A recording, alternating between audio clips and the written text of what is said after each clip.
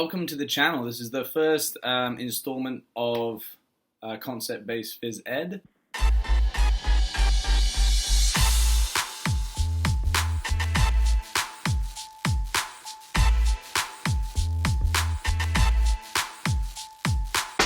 Alright guys, so we're going to kick off with a little bit of background on why we think concept-based teaching might be particularly effective for the future of our students that we're working with. So at the school I'm in, we are all in for concept-based teaching, and in a PE context we've been trying to do this for about 6 or 7 years now.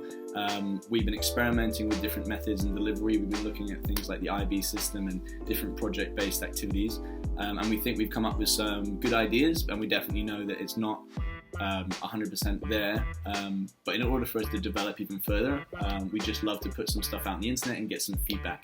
So this is what this is about. This is just my own personal endeavor to try and get some feedback on what we're doing and to see if anybody else can just help us out, or just if we can help anybody else out, just a collaborative kind of zone for people to share about best practice in concept-based teaching within PE.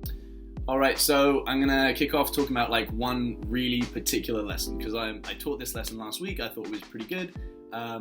Generally, I like to start with like concepts first. So what we think of a concept is something that is like static within time. So it's a classic idea that shouldn't really change with time.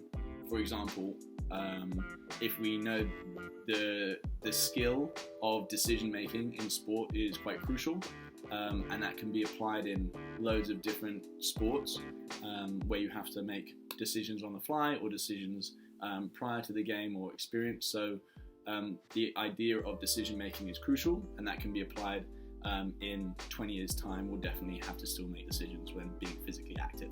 So that would be quite a crucial concept. So within this lesson, and I'll show you how I set up my whiteboard now. This is kind of how it looks, and you're going to see at the bottom I've got the concepts that we're going to be teaching and looking at in this lesson. So the main concepts are decision making, and we're also looking at observation. So then above that you see the question, which I'm trying to help students approach these concepts from like a bigger perspective, not in the context of basketball, even though they're playing basketball in this unit.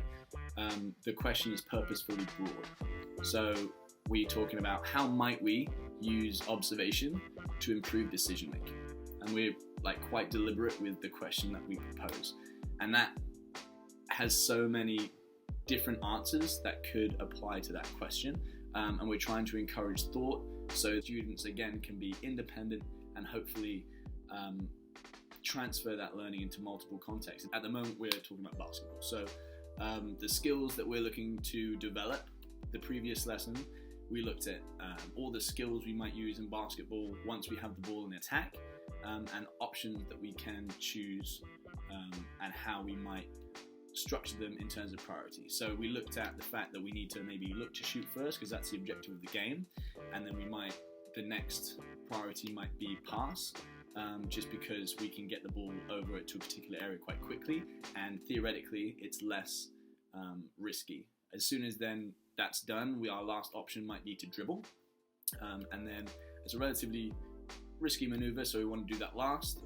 And in grade 7, this is the age level that we're teaching here, students love to dribble. They think that's how they can maybe support their teammates. But in this lesson I noticed that we need to maybe use the power of observation to inform our thinking. So now we know what we could do.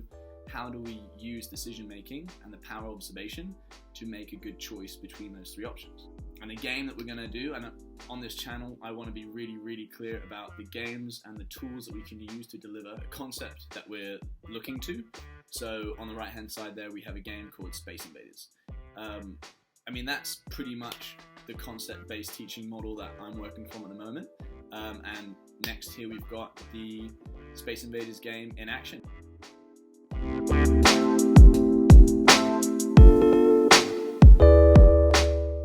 So this is that Space Invaders game. Here we're using basketball, but it could be applied to football, soccer, any invasion game that you might use. Water polo we use occasionally. So essentially, this is a 4v4 scenario. The guys here in red, they're attacking. They have 2 defenders defending them at the moment. The other defenders on their team are set off on the side. That attack is just finished. So essentially what's happening is every attack, once there's a turnover, another defender is added. So it starts with 4v1, and then it goes to 4v2 when they lose possession or score. And here, the 4v3 scenario, they just lost possession. So now they're going to restart again with a 4v4. They're going to try and maintain possession. They're going to try and shoot. Eventually, when this play is over, that's the end of their turn, and they swap roles. So defenders will become attackers. Attackers will become defenders. Alright, in a nutshell, that was everything we've got going for concept-based teaching Phys Ed at the moment. We'll hopefully come out with loads more episodes over the coming weeks. That structure is what I've got, and I think I'll just continue putting out content in that way. If you want to see something specific, or if you're not sure what I mean and you want more detail on things, or less detail and you just want bang bang bang strategies on how to deliver some of this stuff, I'm willing for any feedback. Get involved. I'm really keen to try and get some conversation out there about concept-based physical education. So become part of the group, like, subscribe, and let me know what you think down below.